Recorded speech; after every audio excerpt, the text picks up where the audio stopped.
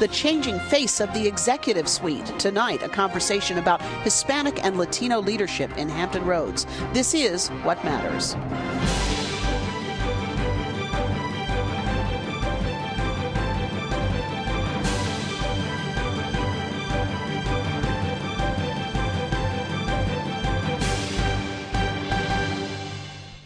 Good evening, I'm Kathy Lewis. One of cable television's most popular offerings is a show called Mad Men.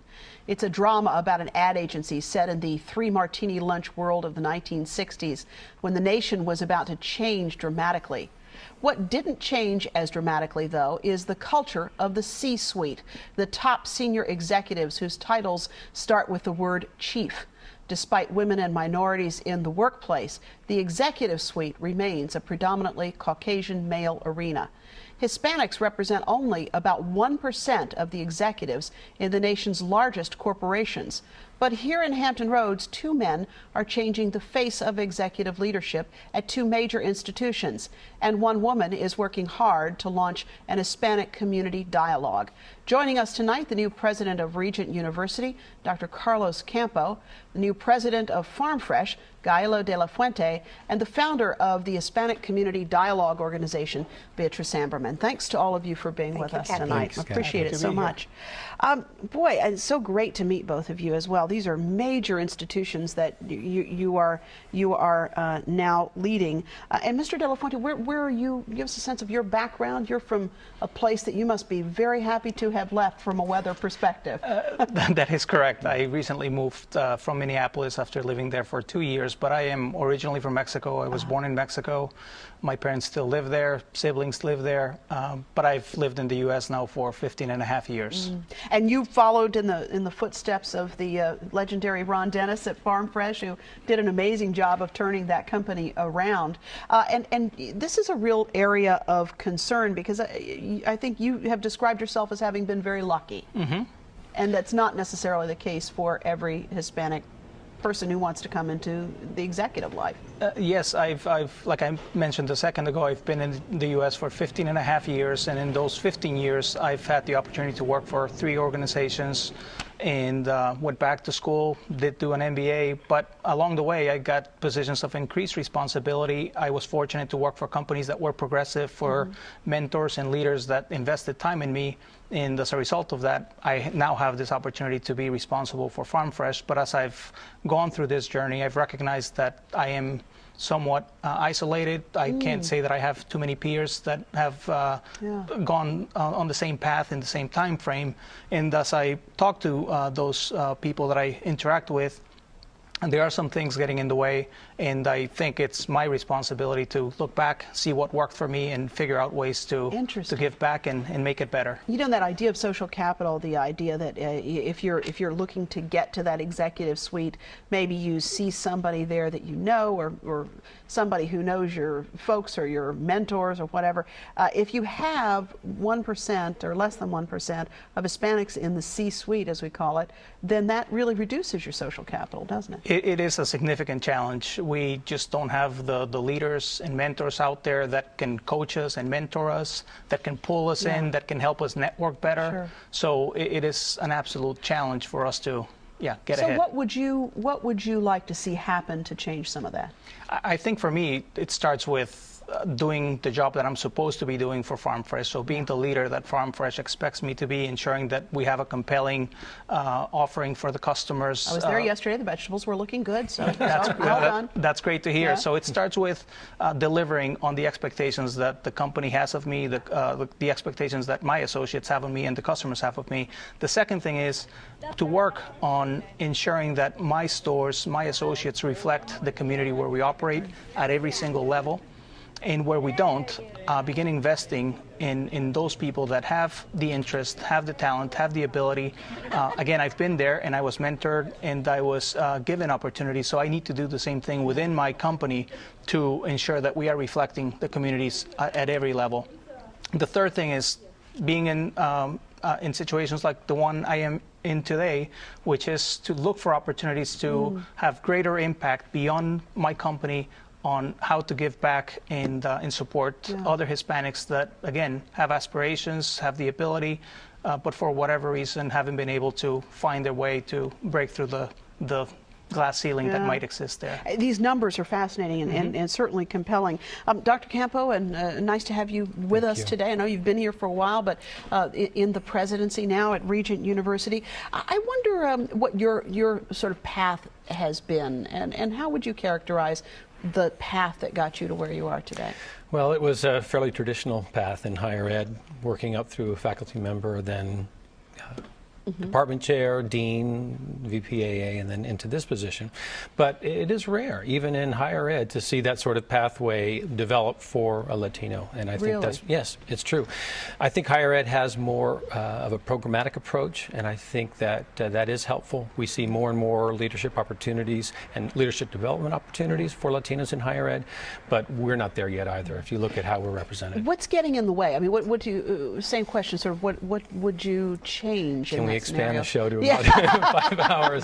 It just isn't a simple answer. But I think so much of it is about expectation. It is. We set expectations, I think, a little bit too low generally. I talk to a lot of Hispanic leaders, and they talk about our parents perhaps setting the bar too low. And again, that's a very big brush to get out because my parents held me to a very high standard.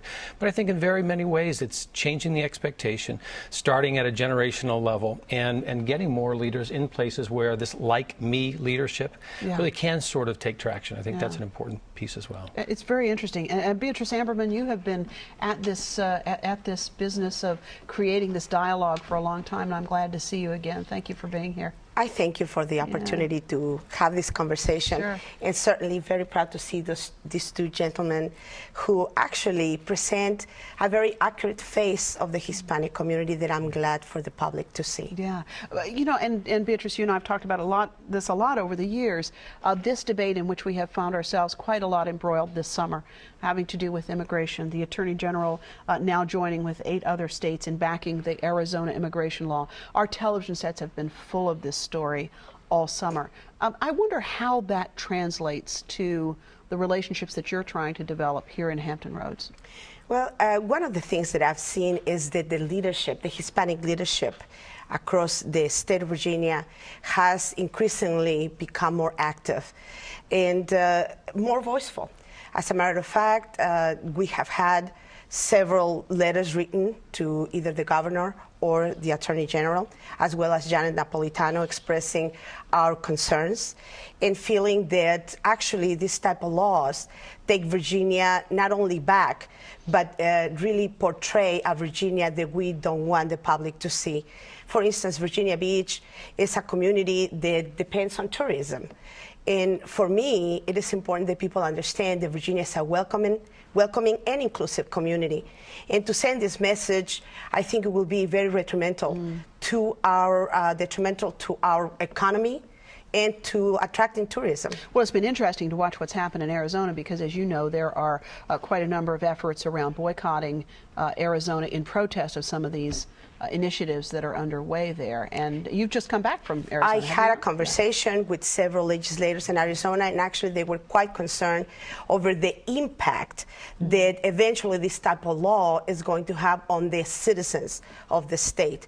They are thinking that maybe some taxes may be increased and so forth in order for people to, you know, make up for the difference in income that the state derives from either businesses in other areas, you know. And I feel that that's probably one of the things that we have to consider in Virginia. And we're not too far away from an example that we had in our state several years ago with Prince William County. They tried to implement this type of law, and eventually they had to rescind somehow, you know, parts of the law because the police department stated that in order for them to not be sued and accused of profiling, they had to have cameras installed and so forth. This always comes with a price, and so eventually it's taxpayers that have to foot the bill. And I think in Prince William, I think that was one of the most aggressive anti-immigration counties really in the country. So let's talk about this significant issue of immigration. Then I want to come back around to how we go about expanding opportunity, because that's really what it's about. 12 million in this country? Beatrice, what's your sense? How do we get there? What would you like to see happen in terms of that population, many of whom are living in fear? We're now getting issues with the education of their children and all. What do you want to see happen? Well, we are asking President Barack Obama to fulfill its promise to the community and really start talking seriously about comprehensive immigration reform. And I know that we repeat that word, over and over. Right. But it is very broad, which means that we realistically in this nation have to look at how many workers certain companies and industries in America really need so that we can have enough people that actually fulfill those jobs. At the same time, we have to take into consideration people that have been paying taxes, working in our country, and have a home already in this nation. Many of them, have been painted as people that people should be worried about.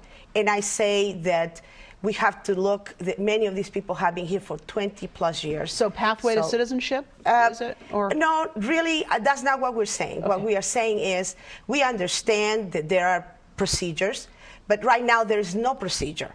We want these people to certainly go back to the line, pay fines, make sure that they have paid taxes all along, and show that they have no criminal record. I feel that this would be beneficial to the nation.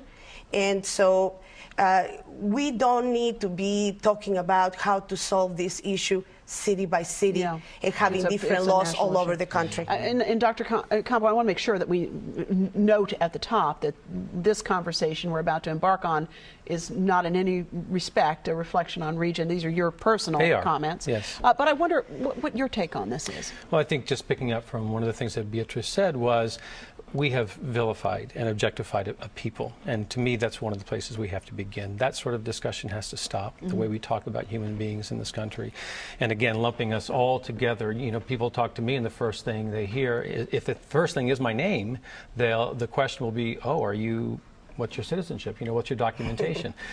People ask you that? Yes, they have, absolutely. Oh my goodness! Yes, that's shocking. It is shocking, and I think people are shocked when they hear those kinds of things. But I think we all can tell similar stories, and I know our children can as well. But so there's a place to start, and to know that this Arizona law, to me, I've called it a cry for help in so many ways. When do we begin this discussion? Stop the vitriol, stop the political emphasis, and say this is about humanity. One of the things we don't hear enough of, Kathy, from my perspective, is for how many years did America not just look the other way in terms of immigrants, especially those who came from Mexico, but really encourage them to come? I mean, how many businesses have been built on the backs of people who've been here illegally because they would work for less money? That's right. So, let's educate. As an educator, let's get educated about what the past tells us, what are the current facts. We hear that about 30% of the folks that are here illegally from all over the world don't want to be citizens at all. They want work permits. So can we have this discussion? Can we hear those kinds of things? Can we see the broader issue and get away from the objectification and the vitriol, and let's get down to some business and make some real changes that make sense. Do you see much hope for that? I mean, we're so consumed with the economy right now and wars and all the rest of it. Do you see much hope for that conversation? I think beyond all of that, it's November and it's election time, and we're not going to see anything before then. But after the election, I do have hope. I do believe that the president has made a commitment to this issue, and so I think he is going to push this issue forward and force us to at least have a conversation. And so as you think about that term, comprehensive immigration reform, and if you're in charge of the world, I'm not giving you the job, but if you're in charge of the world, Thanks, wave your magic wand. What would that look like from your perspective? What do you think is an approach that would recognize the humanity that you're talking about? Well, I think before we do anything, we have to be able to tell people we can have a conversation, and you can trust that this conversation is going to be one that will be civil. And I don't have to tell you that it's not just a Latino issue, but when you talk about Latino cultures, my father was a Cuban man. Cuban folks generally don't trust the government. And so if the government tells you we're here to help, you know, let's come out and have a conversation, that's not going to play well very often. So we need leadership within the country, Latino leadership, to step up and say, it's time to have the conversation. It's a safe place to have the conversation. And that's a very important starting point. Yeah, it's a great point. I wonder, Mr. De La Fuente, as you think about this issue of comprehensive immigration reform, have you also been asked about your citizenship? Yes, Very yes, and yeah, insulted along the way with, yeah, why do you have this job or that other job? So, yes. Really? Yes, in recent history. So yes, it's in recent it's history, amazing. Meaning since you've been the head of Farm Fresh? I would say in the last, few months. Really? Yes. I'm sorry, I'm just a little shocked by that. Yeah. Although I should never be shocked at what people will say, because we are in a culture where people do feel, for so many reasons, that they can, you know, have no filter between what comes in the head and what comes out of the mouth. But I wonder, when you think about this issue of comprehensive immigration reform, what would that look like for you, and how do you think we get at that issue? I would say the same thing. Any comments that I make don't necessarily represent Forgive me, I should have made that Farm disclaimer Fresh on your behalf as well. Yeah. It's a very complex issue that is going to require a lot more thought and a lot more dialogue. In my case, I do have family members that have tried to go through the legal process, but for now have been sitting in the bureaucracy because we have just put a stop to all forms of immigration. So it's not just the illegal part, it's also the legal part. Right? I mean, yeah, the legal part has also come to a complete stop, and it's hurting families, and I also believe that it's hurting the economy. So again, complex issue. I don't have an answer, but I do believe that it needs to be through dialogue. So both of you got where you were, I suspect, and I'm thinking corporately here, Beatrice. You get where you are because you always come to the table for the conversation. But both of you have gotten where you are in your corporation in large measure through education. And there's a grave concern. You've written a lot about this, about the education, the gap for Hispanic students. I wonder if you could give us a sense of what that gap looks like and what you think's behind it. Well, there are a number of reasons for the achievement gap that's occurred, but one of them really gets down to language programs. And I think about my own past and my history. You know, we talked about the fact that, you know, I'm a Cuban American, and one of the things that was a real advantage for Cuban Americans is that, you know, in the 60s, when I grew up, there was an anti-communist sentiment that aligned very well with the Cuban historical past, and so we were welcomed in a way that maybe other cultures weren't to America. And you look at the language programs that were established in Dade County, they still are the best practices that have been established anywhere in our country. So even beginning at that sort of fundamental building block level, if I could tell you, Kathy, the millions of dollars that we spend in this country to not educate someone on a language basis, and then when they get to be adults our age, we're spending millions again to give them the language. Right. So we have to reconcile that immediately and know that students in America want to be bilingual, whatever their background. It's a known entity. As a college administrator, it's something students will pay for. Sure. But as young people, they're very often told, well, this is an English-only environment. And those are some of the subtle changes that we can make that are non-threatening that will begin to change this conversation.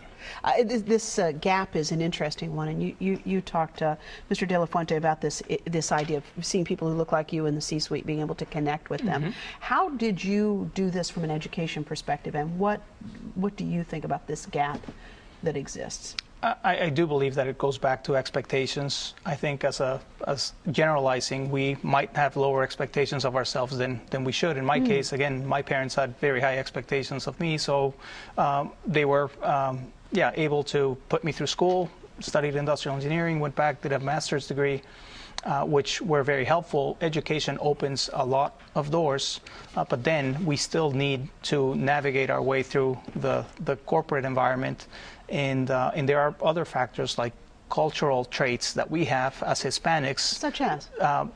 We tend to be overly respectful of authority.